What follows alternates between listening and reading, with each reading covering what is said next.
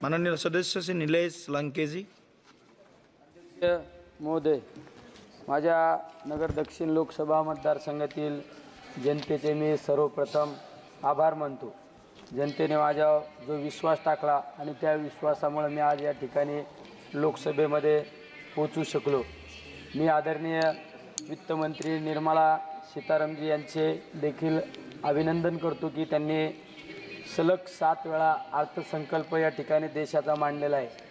आदरणीय अध्यक्षजी, आपल्या माध्यमातून मी सभागृहाला अवगत करू इच्छितो की माझ्या लोकसभा निवडणुकीच्या माध्यमातून मी ज्यावेळेस मतदारसंघामध्ये फिरलो त्यावेळेस मला दुधाच्या बाबतीत अनेक लोकांच्या वेदना जाणवल्या आणि माझ्या पहिल्याच भाषणाला या ठिकाणी मला बोलण्याची संधी आपण दिली।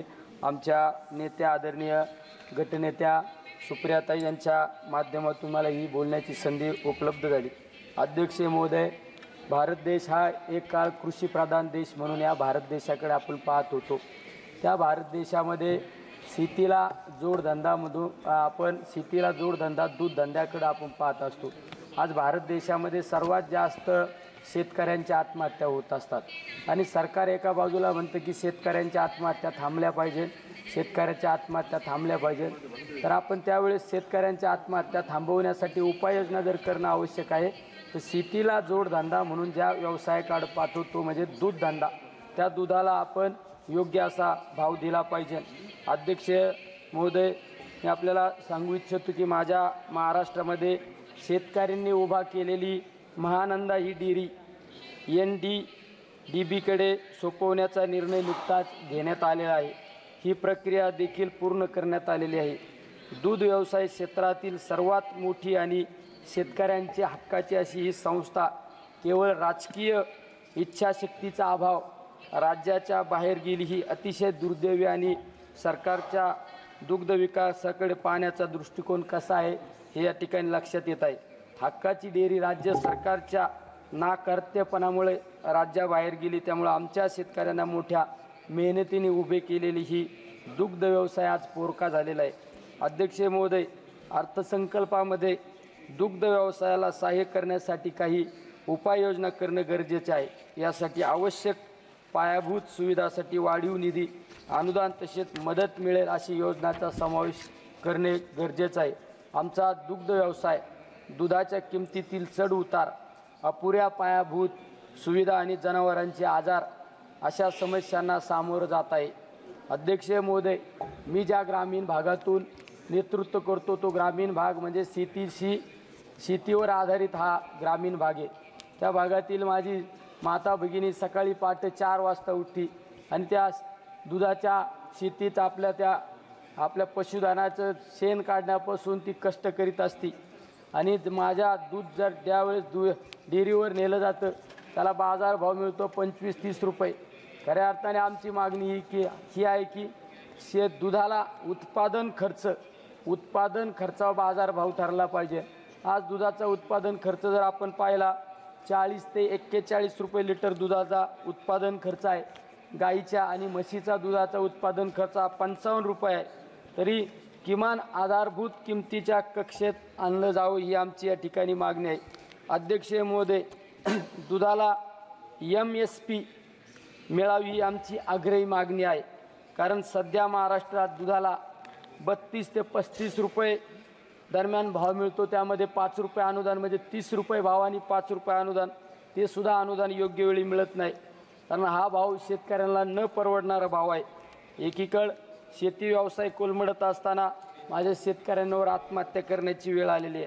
त्यामुळे आमची एकच मागणी आहे, केंद्र सरकारने दूध MSP किमान आधारभूत किंमत अंतर्गत कायदा आणून कृषी मूल्य आयोगासारख्या एखाद्या सुनिश्चित यंत्रणेच्या माध्यमातून त्यासाठी योग्य दर निर्धारित करणे अत्यंत आवश्यक आहे। दूध उत्पादन शेतकऱ्यांच्या आर्थिक लूट रोखण्यासाठी ही अतिशय महत्त्वाची उपयोगी पडू शकेल।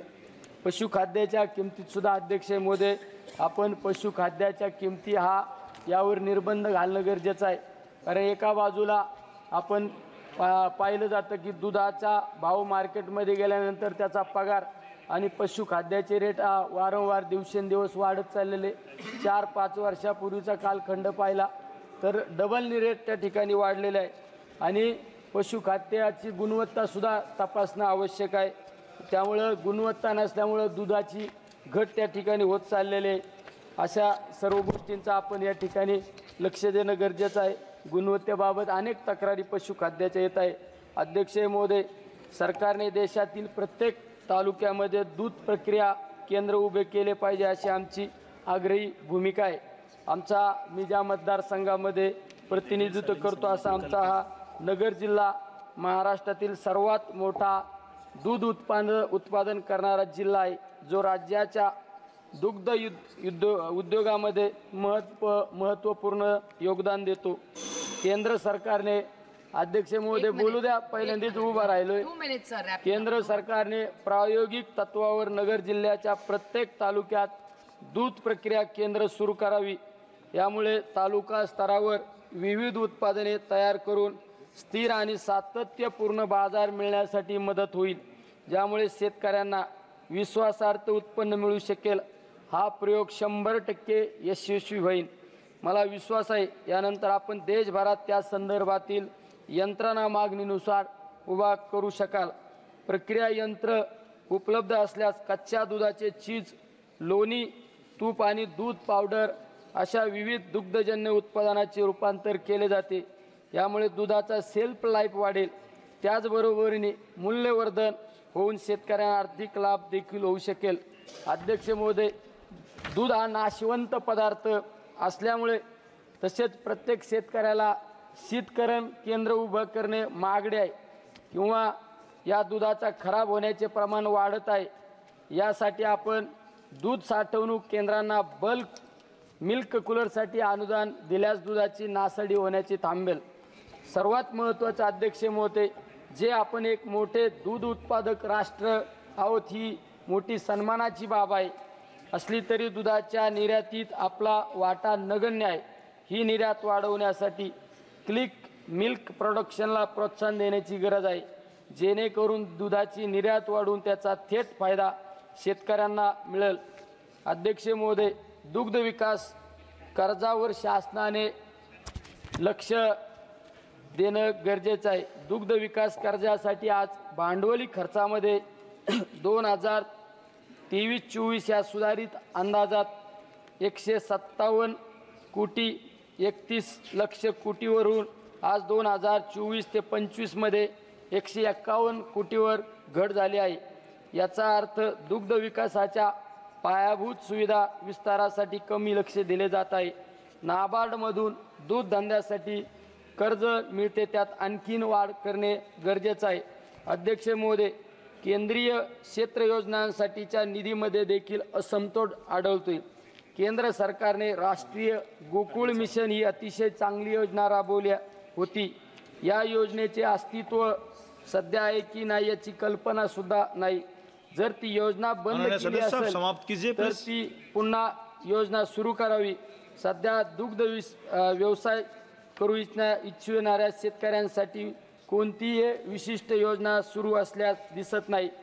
राष्ट्रीय पशुधन योजनेखाली शेळ्या, मेंढ्या, कोंबड्या पालनासाठी तरतूद आहे. ही अजून वाढवली तर अनेक शेतकऱ्यांना दुभती जनावरे पाळणे शक्य होणार आहे. अध्यक्ष महोदय, पशुधन आरोग्य आणि रोग नियंत्रण कार्यक्रमासाठी 2023 ते 24 मध्ये 49 कोटीची तरतूद करण्यात आली होती.